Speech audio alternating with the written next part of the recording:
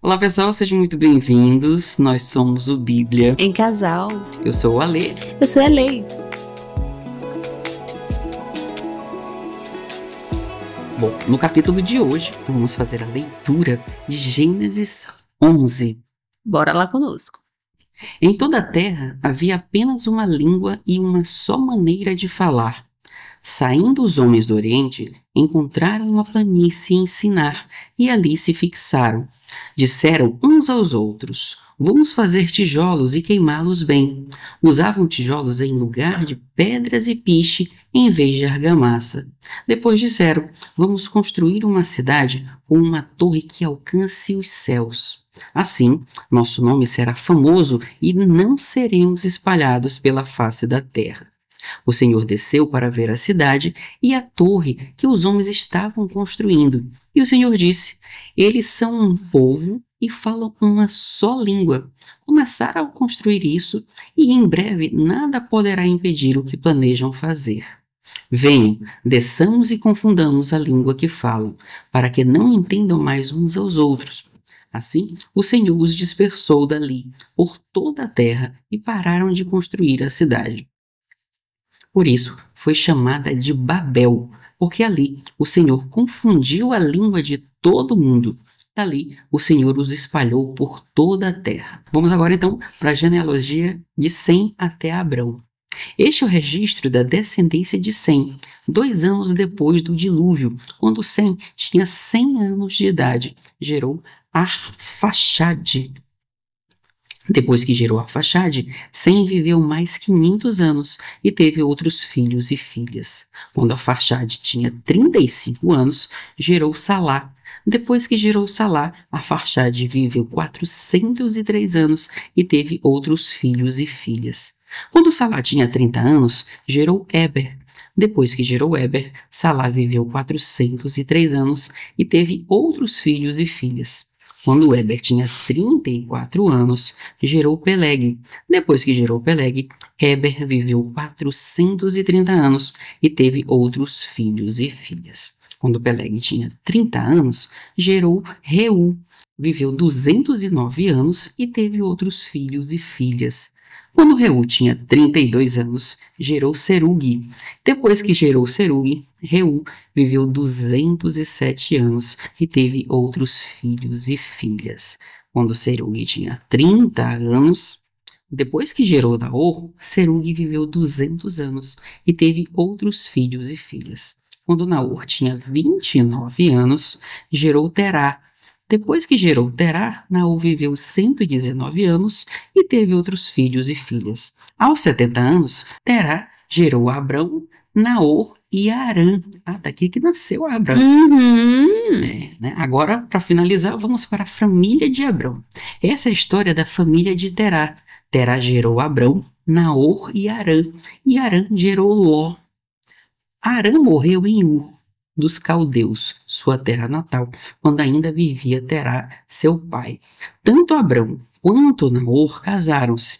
O nome da mulher de Abrão era Sarai, e o nome da mulher de Naor era Milca, filha de Harã, pai de Milca e de Isca.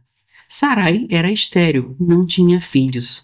Terá tomou seu filho Abrão, seu neto Ló, filho de Harã, e sua nora Sarai, mulher de seu filho Abrão, e juntos partiram de Ur dos caldeus para Canaã.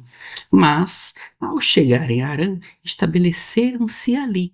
Terá viveu 205 anos e morreu em Harã. E aí, meu bem? Coisa linda. Vamos pro resumo? Vou ler o resumo. Vamos pro resumo, deixa eu... Esse capítulo ele se divide em 2 partes, né? A primeira parte fala sobre a Torre de Babel, em que a humanidade que ainda falava uma língua decide construir uma torre que alcançasse os céus, né? Simbolizando o orgulho e a autossuficiência. E aí Deus confunde a língua dos homens, impedindo a comunicação e espalhando esse povo todo pela terra. E a cidade é chamada de Babel, porque ali Deus confundiu as línguas.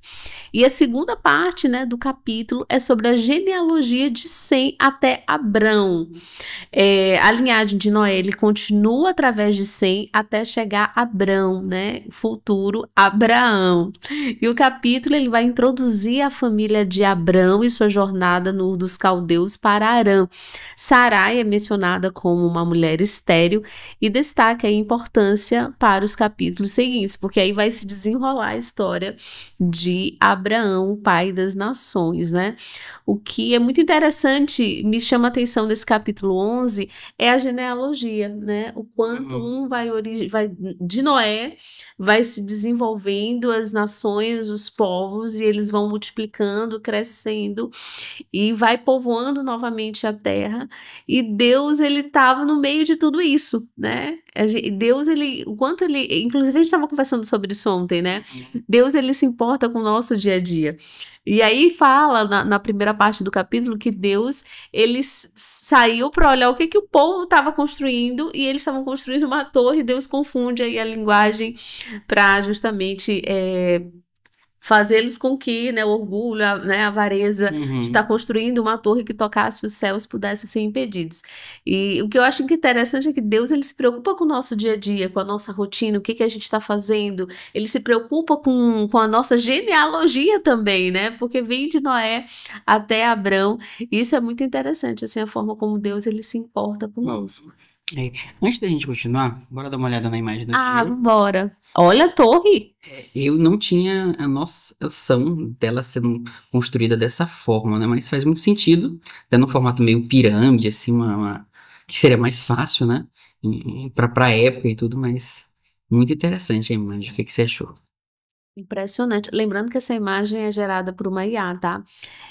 O que eu acho interessante é que, olha como é que o homem podia estar imaginando em construir algo que iria tocar os céus. De onde é que saiu essa ideia louca, maluca, de que ele poderia fazer isso sem ter a autorização, a permissão de Deus, né? Eu acho que o povo aí comeu bola demais e foi muita bola comida. Eu acho também que a partir daqui, eu acho que já começa aquela coisa do homem querer se separar, do homem querer achar que consegue viver sozinho, que ele é autossuficiente, e daí Deus veio e disse, pá, seja menos. Seja menos. E lembrando que daí a gente leu recentemente que a humanidade estava, né, se desenvolvendo, porque Noé, né? Fazia 200 e alguma coisa anos, né? Acho que foi mais ou menos isso. Muito recente. Recente, e o povo já estava querendo ser Deus, né? Fazer os feitos de Deus. Mas, novamente, Deus age e, enfim, impede aí essa ação humana.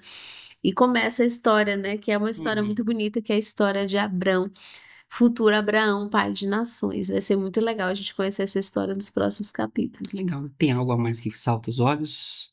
Eu acho que é isso mesmo. Não, perfeito. Que para mim também é muito bem explicado. Não acho que ele não tem tantas coisas, porque é uma introdução que vem pela frente, né? Mas é isso, pessoal. O que vocês acharam do capítulo de hoje? Deixa os comentários aqui embaixo.